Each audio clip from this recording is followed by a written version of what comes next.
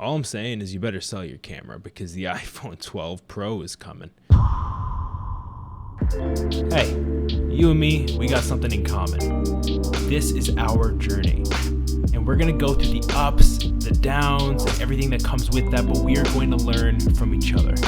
My name is Michael Costa, and I am a growing photographer. Hey guys, how you doing? My name is Michael Costa, and I am the growing photographer. If you are also a growing photographer, it's your first time to the channel, make sure to join the growing photographer channel. I don't know, hit that subscribe. Is it subscribe still? Have they changed that? Has Google messed everything up?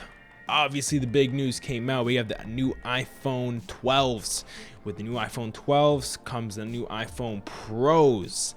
With the new iPhone Pros comes the new iPhone Pro Maxes. And with the iPhone Pro Maxes comes the GT XL Plus massive. That's not real, I'm just kidding with you.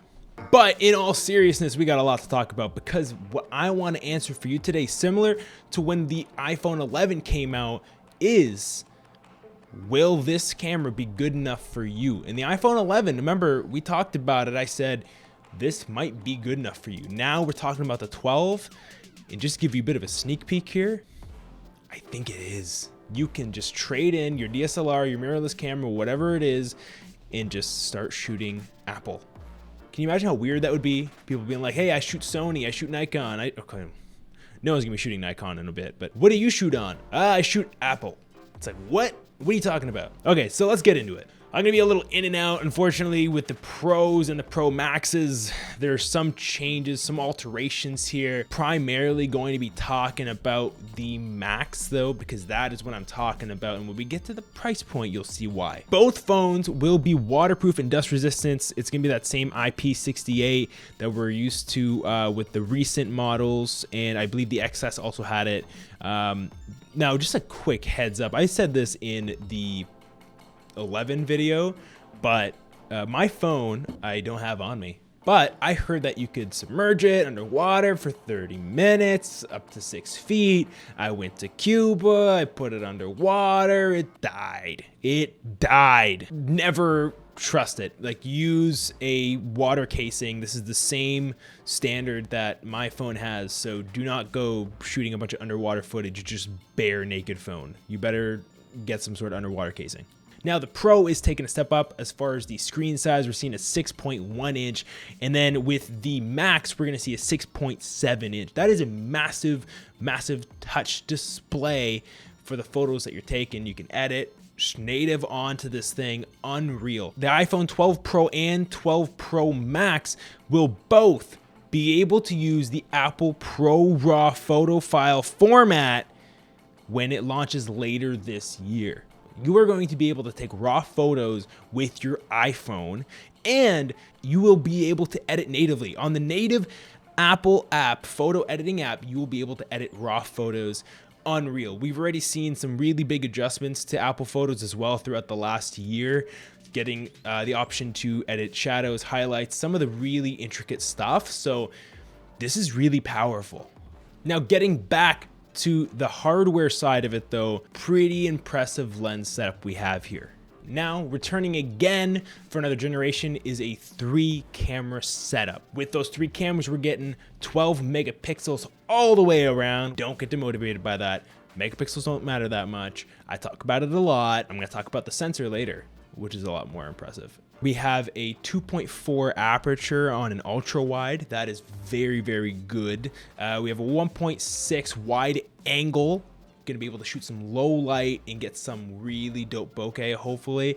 And on top of that, we're gonna have a telephoto lens. It's about 52 megapixels, and we're talking 2.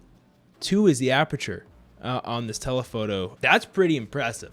To be able to shoot in low light in a telephoto mode, I mean, I know it's not crazy. Like, I understand it's not like a true telephoto, like 100, 200 millimeters, but it's still something. I think for folks shooting sports or birds or anything nature related, really, the telephoto isn't really going to be that interesting to them until They see something closer to the 85, 100, 200 range, really. But 52 is solid portrait lens at this point. So not bad, not bad. Now the 12 Pro Max, as they say, is where the real magic happens. The sensor is 47% larger. Not only is 47 my favorite number, but also that is a really, really big improvement. Remember how I was talking a little bit earlier about how the megapixel count doesn't really matter all that much? It's more to do with the sensor. I talk about this all the time, trying to nail that trying to nail that down, all right?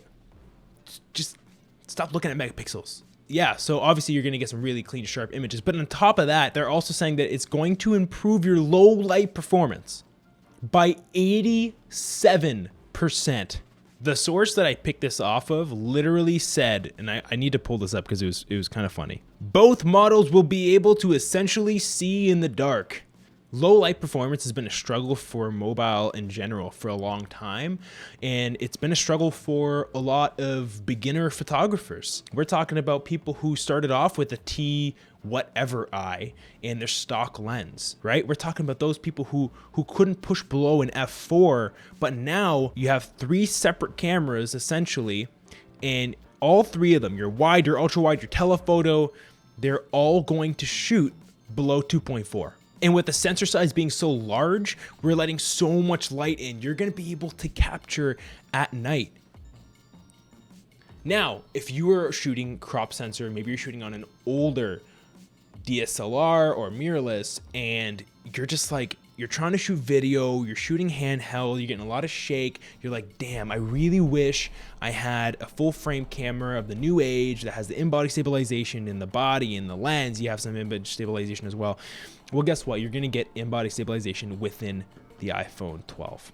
I quote, iPhone 12 Max borrows from DSLR technology to create sensor shift. This means that the phone's optical image stabilization can make up to 5,000 micro adjustments per second to counteract handshake or car vibrations. It can even provide stabilized exposure times for up to 2 seconds. Whoa! I've been talking a lot about photography, but what I really want to dive into now is video, because what it's doing there, it's going to help you out a lot. Maybe you're a content creator as well. Maybe you're thinking about being a content creator. COVID has happened, unfortunately, and you have a lot of time, and maybe you have something, a message that you want to communicate, and you want to do that through video, through YouTube, through whatever platform you want. Well, what you need is a device. And I think that the iPhone 12 Pro could be it for you.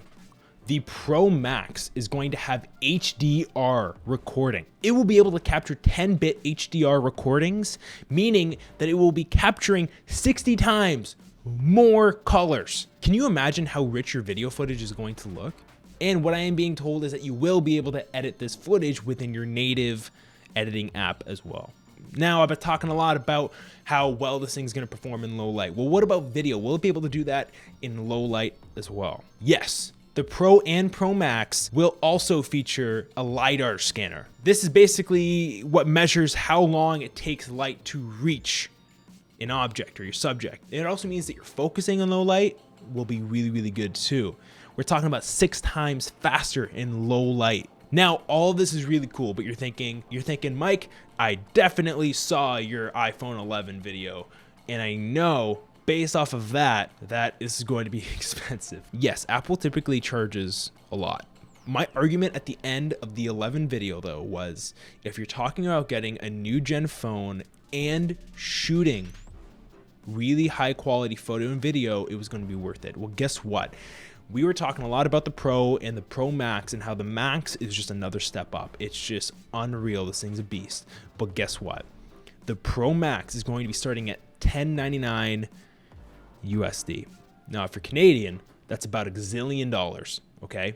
But listen to me. In general, this is a really good deal. To be able to get all of this functionality, the low light performance, the 3 lenses at that aperture, to get this sensor performance and low light, like it would cost you so much money in a crop sensor and definitely in a full frame sensor setup as well. So if you're asking me, is $1,100 worth it for a top of the line mobile phone you're going to be able, don't forget, to use this as your phone while also getting this performance. It's definitely worth it. I hope that this video has been insightful for you in some sort of way. I know I'm not the most technical person in the world, but I just try to bring the reality of what's going on in the mobile market and how it's really starting to replace the need for some of this crop sensor technology. Now we're starting to see a lot of camera brands like Sony releasing cameras like the A3000 that's got some really interesting functionality at a $399 price point. So that's going to be really interesting to see how these pillars of photography, the Canons, the Sony, the Nikon, I couldn't even say it, how they start combating this. What are we going to see out of their crop sensors? Or are we even going to see them in 4 to 5 years? And so that's my question for you. Do you think that we're going to be seeing crop sensor cameras in the next 5 years, or do you think that mobile is going to transition it out? Now, don't forget to hit that like button. If you like the content, I would really, really appreciate it if you hit that subscribe button. Every little one counts, and I appreciate you. But until next time, my name is Michael Costa, and I am the Growing Photographer. See you in the next video.